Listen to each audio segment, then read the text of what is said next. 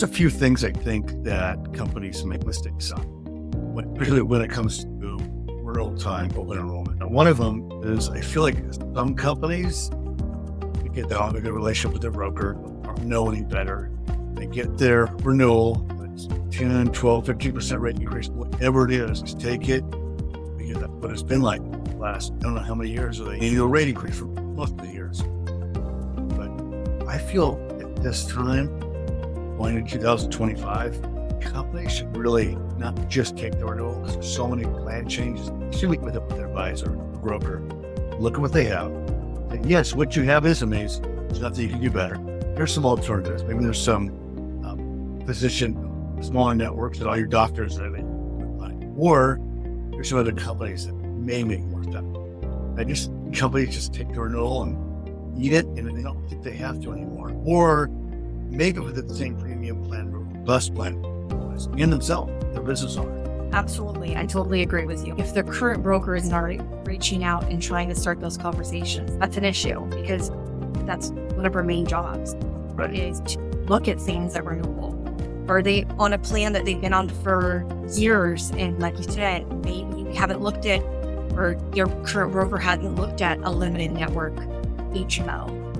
Anthem has their Vivity plans that now have UCLA and Cedars, huge savings in comparison to other companies. Looking at maybe different contribution approaches where, again, you're not going to kill your employees, but you got to have a company in order to offer benefits. So we've got to keep that in mind when they're setting some sort of contribution approach for their employees.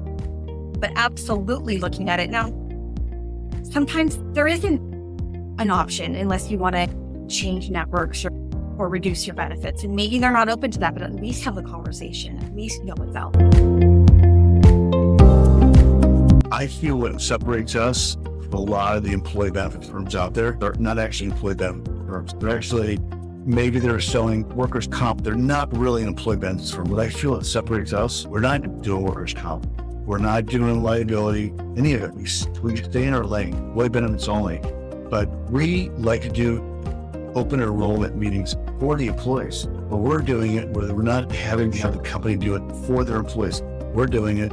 Employees come to us with questions, answer all the questions. It takes a lot off the employer's plate. That's one thing I think is really separates us that a lot of companies aren't doing any longer. Yeah, and we're actually really passionate about that piece. I'll speak for myself, but my entire team, we're extremely passionate. Sometimes we refer to ourselves as benefits teachers, right? The employer, this might be one of their largest line items next to salaries is employee benefits. And they're not really touting those as how important they really are.